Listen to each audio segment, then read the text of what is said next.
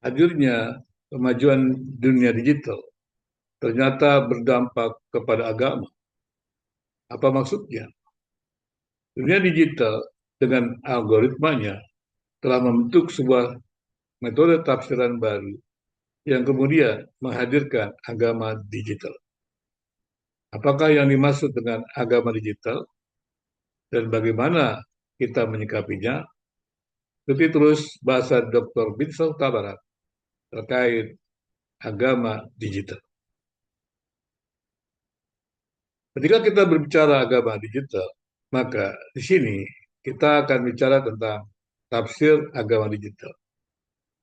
Jadi agama-agama termasuk Kristen, di mana teks-teks agamanya tersebar secara digital, mengakibatkan siapapun bisa menafsirkan Alkitab.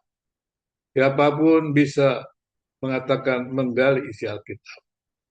Dan menariknya, metode tafsir yang dipakai untuk menggali isi Alkitab itu menggunakan metode-metode yang terbukti tidak menuruti kebiasaan atau aturan metode tafsir klasik Alkitab. Bagaimana kita mengetahui bahwa agama digital itu tidak mengikuti metode tafsir Alkitab? Metode tafsir dari agama digital dengan dorongan daripada algoritma, yaitu mengusahakan supaya yang dijelaskannya, ditafsirkannya menjadi viral.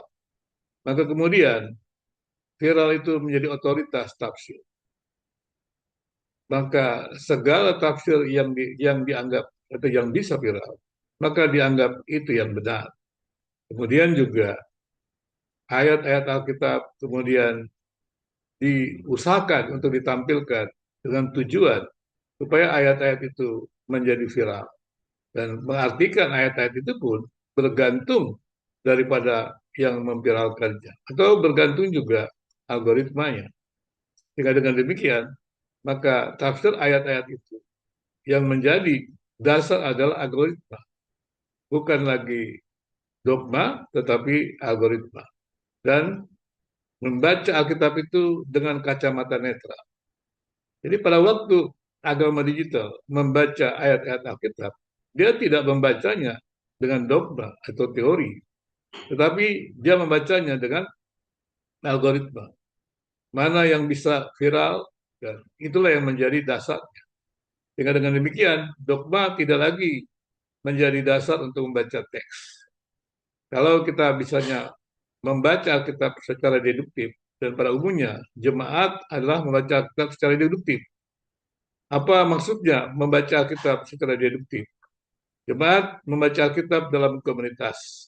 Dan dalam komunitas itu ada dogma-dogma yang ditetapkan.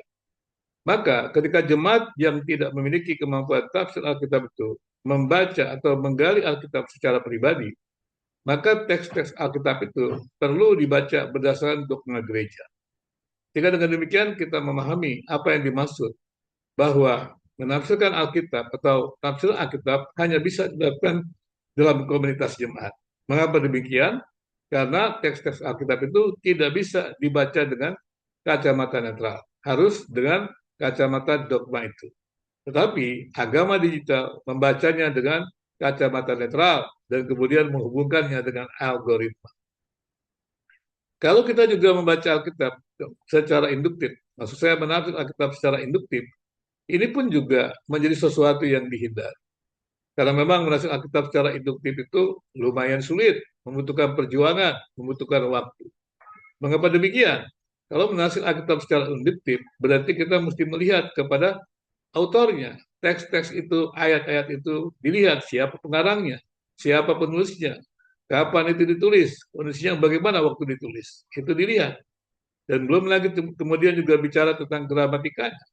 Dari sini mesti tahu juga kita kata bahasanya dan juga arti katanya, arti kata meluas atau arti kata menyempit itu pun harus dipelajari dengan baik-baik. Demikian juga konteks dekat dan konteks jauhnya. Baru kemudian diusahakanlah rumusan pencarian kebenaran.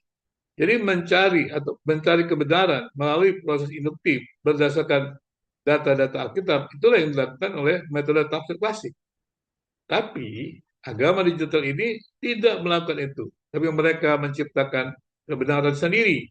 Mereka menciptakan kebenaran berdasarkan algoritma. Mana yang tren, mana yang populer, mana yang mendapatkan dukungan daripada penontonnya, dan itulah yang kemudian ditonjolkan. Ya, seperti itu.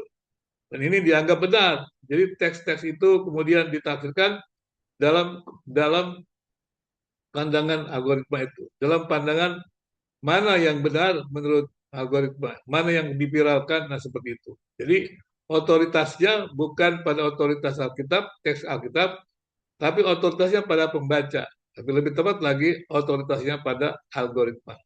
Itulah sebabnya agama digital disebut juga hasil dari karya algoritma itu sendiri, pembentukan algoritma. Karena itu, mari ya, teman-teman yang ingin memahami tentang metode tafsir Alkitab, bisa ikuti terus ya channel Dr. Binsal Antonio Tabarat ini untuk bisa memahaminya dengan baik.